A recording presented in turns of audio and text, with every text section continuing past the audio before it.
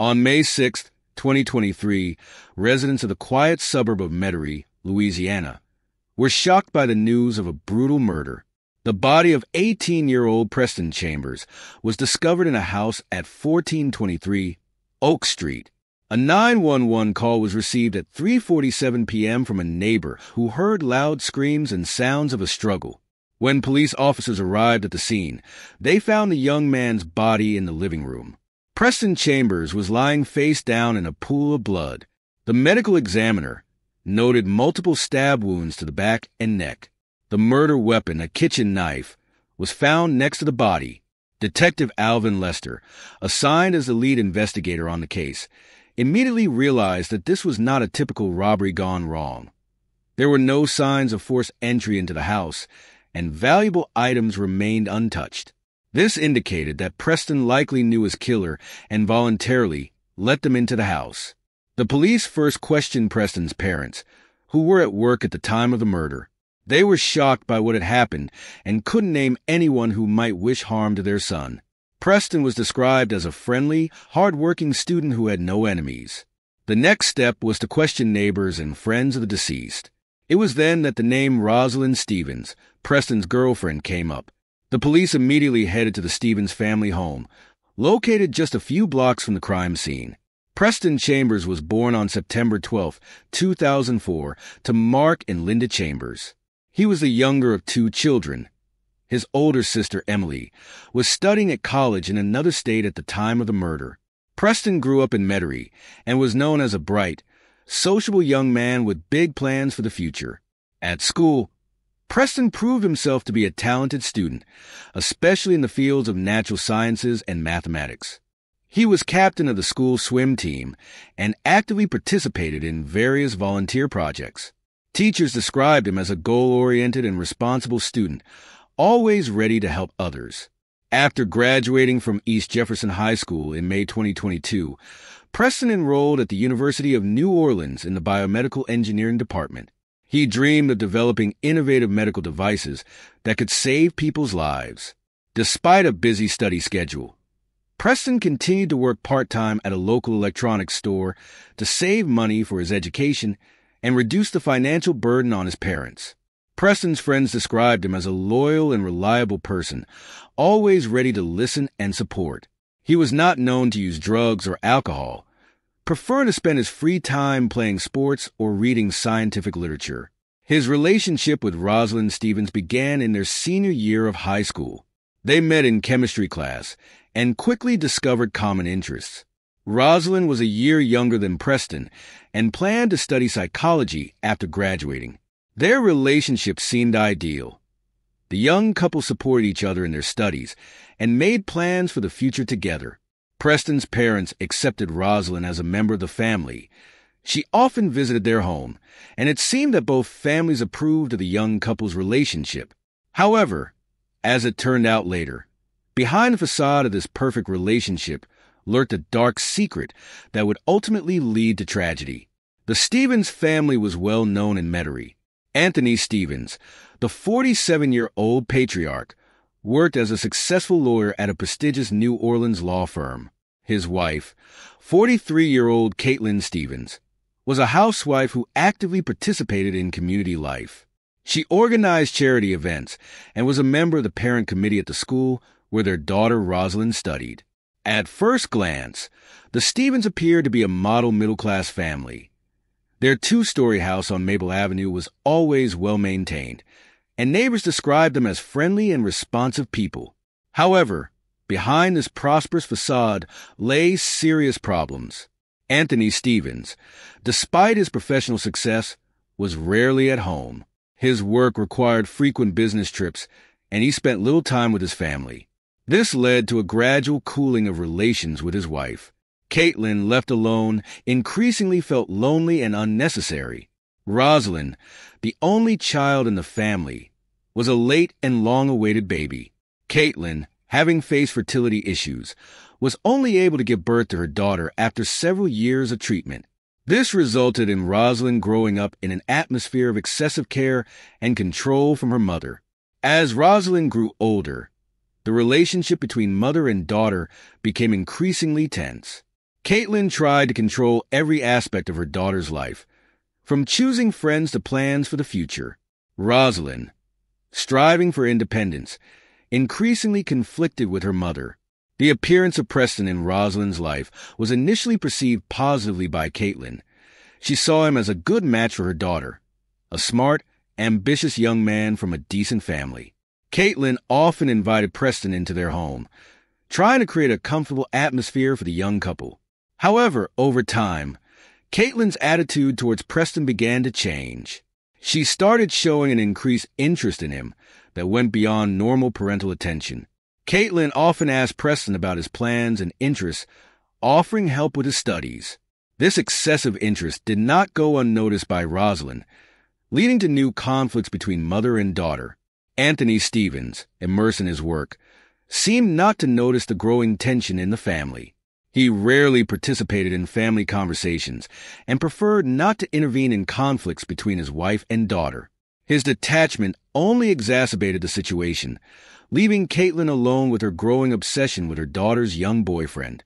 No one around them could have guessed that behind the Stevens family's external well-being lay a complex tangle of emotions, dissatisfaction, and suppressed desires that would soon lead to tragic consequences.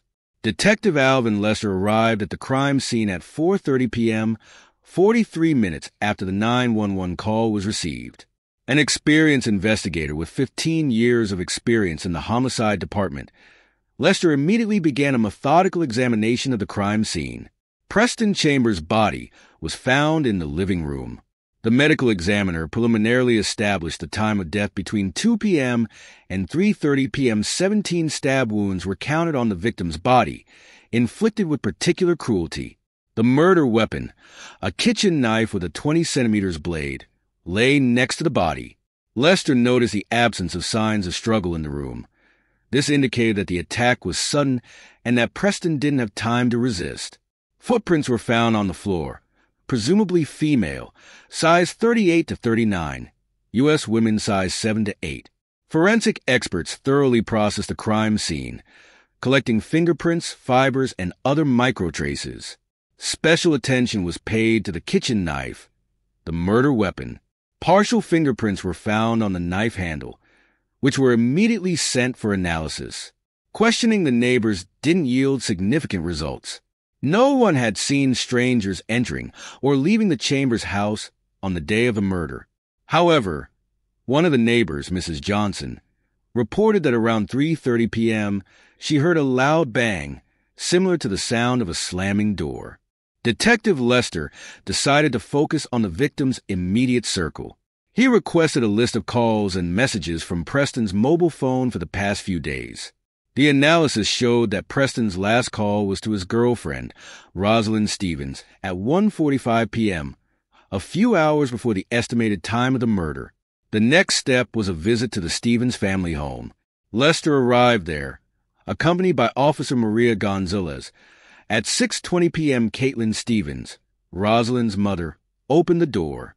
She looked tense but invited the police officers in. Rosalind was in her room when Detective Lester informed her of Preston's death. The girl burst into tears. Her reaction seemed genuine, and Lester noted this in his notebook. Caitlin Stevens, on the contrary, maintained surprising calmness. She stated that she had spent the whole day at home doing housework. When asked about her relationship with Preston, Caitlin replied that it was friendly and respectful. Anthony Stevens was absent. He was on a business trip to Atlanta. Lester asked to contact him and inform him of the need to give a statement upon his return. Before leaving, Detective Lester noticed the shoes in the hallway. Among them was a pair of women's shoes, similar in size to those whose traces were found at the crime scene. Lester made a mental note to check these shoes later. Leaving the Stevens house, Detective Lester felt that this was only the beginning of a complex investigation. He couldn't shake the feeling that there was more hidden in this family than appeared at first glance. The day after the murder, Detective Lester returned to the station to analyze the collected evidence and information. He decided to start with a detailed study of Preston Chambers' phone records. Looking through the list of calls and messages, Lester noticed a strange pattern. In addition to frequent contacts with Rosalind, There were numerous calls and messages from an unknown number in Preston's phone. These contacts occurred mainly late at night or early in the morning. The detective requested information about the owner of the mysterious number. To his surprise, it turned out that the number was registered to Caitlin Stevens. Lester decided to delve into the content of the correspondence between Preston and Caitlin. What he discovered shocked even the experienced detective. The messages were clearly intimate in nature, leaving no doubt about the existence of a romantic relationship between 18-year-old Preston and 43-year-old Rosalind's mother. The correspondence began about 6 months ago, soon after Preston started frequently visiting the Stevens house. At first, the messages were innocent. Caitlin offered help with studies and inquired about Preston's successes. But gradually, the tone of the messages changed, becoming more personal and frank. The last message from Caitlin was sent on the day of the murder at 1:30 p.m. "We need to talk seriously. Come when you can." Lester understood that this discovery radically changed the course of the investigation. Now Caitlin Stevens had a clear motive for murder. Perhaps Preston wanted to end the relationship, or Caitlin feared that their connection would be exposed. The detective decided to question Rosalind again, without yet revealing information about the affair between her mother and her boyfriend. He wanted to understand if the girl might have suspected something. Rosalind agreed to come to the station for a conversation. She looked exhausted, with red eyes from crying. To questions about Preston's relationship with her family, the girl answered that everything was fine, but then unexpectedly added, "Although lately, Mom started behaving strangely when Preston came to our house." Lester carefully inquired what exactly seemed strange to Rosalind. The girl was silent for a moment and then said, "You know, sometimes it seemed to me that Mom was flirting with Preston. I drove these thoughts away, thinking I was just jealous. But now could there have been something between them?" The detective realized that further concealing the truth was pointless. He told Rosalind about the discovered correspondence between her mother and Preston. The girl's reaction was predictably emotional. She burst into tears, refusing to believe what she heard. After calming down, Rosalind reported another important detail. On the day of the murder, she had planned to meet Preston after his university classes. However, he canceled the meeting, saying he needed to stop by his home for some urgent matter. This information confirmed that Preston could indeed have met with Caitlin on that fateful day. Lester understood that he now had sufficient grounds for a repeated, more detailed interrogation of Caitlin Stevens. The next morning, Detective Lester summoned Caitlin Stevens to the police station for a second interrogation. She arrived accompanied by her husband, Anthony, who had urgently returned from his business trip after hearing the news of the murder. Lester began the interrogation by asking Caitlin to recount her actions on the day of the murder once again. She repeated her initial version. She spent the whole day at home doing housework. When the detective asked if she had communicated with Preston that day, Caitlin answered negatively. Then, Lester presented printouts of phone conversations and messages between Caitlin and Preston. The woman's facial expression instantly changed. She turned pale and began nervously fiddling with her wristwatch strap. "Mrs. Stevens, we have evidence of your intimate relationship with Preston Chambers.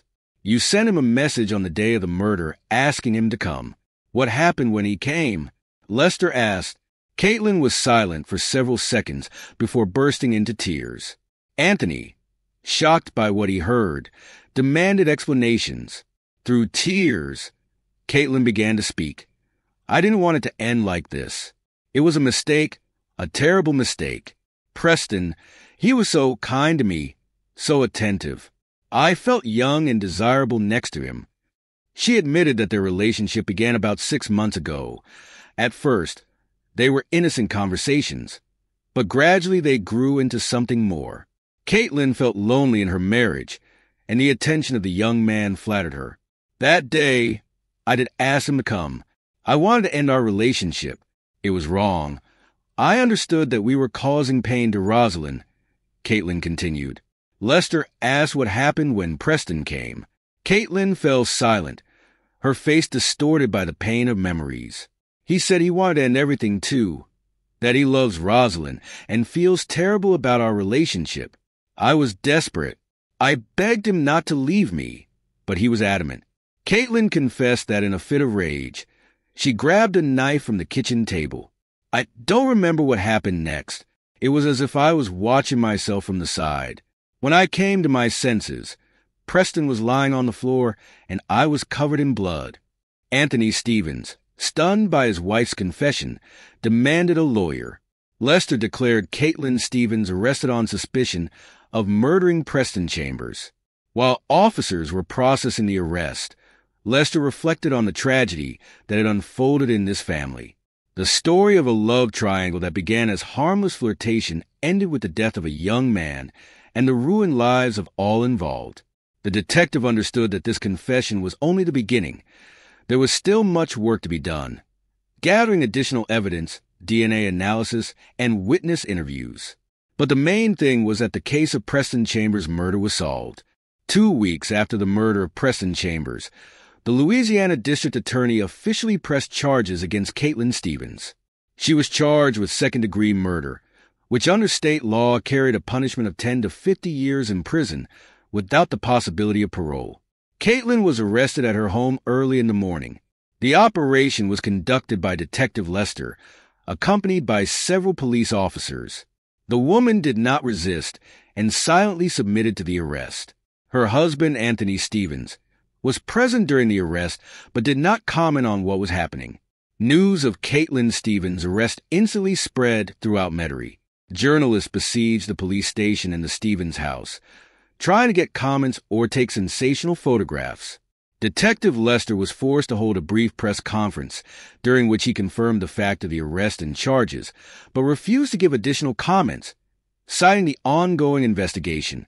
Caitlin's lawyer became Gerald Hartman, a well-known defender in New Orleans specializing in high-profile criminal cases.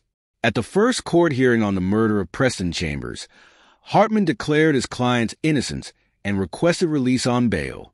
Prosecutor Michael Donovan opposed Caitlin's release, arguing this with the severity of the crime and the presence of serious evidence of her guilt. Judge Eleanor Green, after hearing both sides, decided to deny bail. Caitlin Stevens was taken into custody until the start of the trial. Rosalind Stevens, the accused daughter and Preston's girlfriend, was in an extremely difficult emotional state. She refused to communicate with the press or even with friends, completely isolating herself from the outside world. The school psychologist working with Rosalind expressed serious concern about her mental state. Anthony Stevens, finding himself at the center of a family tragedy, took a leave from work and tried to shield his daughter from excessive public attention. He hired a private psychotherapist for Rosalind and also began attending psychological counseling sessions himself. Preston Chambers' parents issued a statement expressing their pain and grief over what had happened. They called on the public to respect their right to privacy during this difficult time and to allow justice to take its course. The case of Caitlin Stevens caused wide resonance not only in Metairie but throughout the state of Louisiana. It raised questions about the complexities of family relationships, the problems of marital infidelity, and the tragic consequences of thoughtless actions. Detective Lester, having completed the main part of the investigation, began preparing materials for the upcoming trial. He understood that this case would become one of the most complex and emotionally intense in his career. Meanwhile, the residents of Metairie tried to make sense of the tragedy that had occurred. Many wondered how such a thing could happen in their quiet, respectable neighborhood. This case became a bitter reminder that even behind the facade of a perfect life, dark secrets and uncontrollable passions can hide. The trial of Caitlin Stevens began 6 months after the murder of Preston Chambers. All this time, the small suburb of Metairie remained in a state of shock and bewilderment. The tragedy that unfolded in a family many considered exemplary forced residents to look at their neighbors in a new light and ponder what might be hidden behind outward prosperity. The courtroom was packed. In addition to journalists and direct participants in the process, many Metairie residents were present, wanting to see with their own eyes how this shocking story would end. The trial lasted 3 weeks, during which witness testimonies were heard. Physical evidence was examined, and heated debates between the prosecution and defense took place. Caitlin's lawyer, Gerald Hartman, built the defense on the claim of his client's temporary insanity. He argued that Caitlin acted in a state of extreme emotional stress caused by the fear of her relationship with Preston being exposed and the threat of her family being destroyed. Hartman insisted on reclassifying the charge to manslaughter. Prosecutor Michael Donovan, on the contrary, emphasized the deliberateness of Caitlin's actions. He pointed out that she consciously entered into a relationship with a minor, manipulated him, and ultimately took his life out of fear of exposure. After 3 days of deliberation, the jury reached a verdict. Caitlin Stevens was found guilty of second-degree murder. The judge sentenced her to 25 years in prison without the possibility of parole. The reaction to the sentence in Metairie was mixed. Many considered it just, while others thought it was too harsh. But everyone agreed that this tragedy had forever changed their community. After the trial ended, the Chambers family sold their house and moved to another state, unable to remain in a place that reminded them of their son's death. Anthony Stevens also decided to move to give Rosalind a chance to start a new life away from condemning glances and whispers. The school where Preston and Rosalind studied introduced new psychological support programs for students and seminars for parents dedicated to adolescent issues and family relationships. Detective Lester, having completed this case, took an extended leave. Later, he confessed to colleagues that this investigation had been the most emotionally difficult in his career. Metairie gradually returned to normal life, but what happened left a deep mark on the consciousness of its residents. People became more attentive to each other, more often noticing problems in the families of neighbors and friends. This tragedy served as a stark reminder that serious problems can hide behind a facade of well-being, and thoughtless actions can lead to irreparable consequences. The story of Preston Chambers and Caitlin Stevens will long serve as a cautionary tale and a reason for reflection on the complexity of human relationships and the responsibility for one's actions.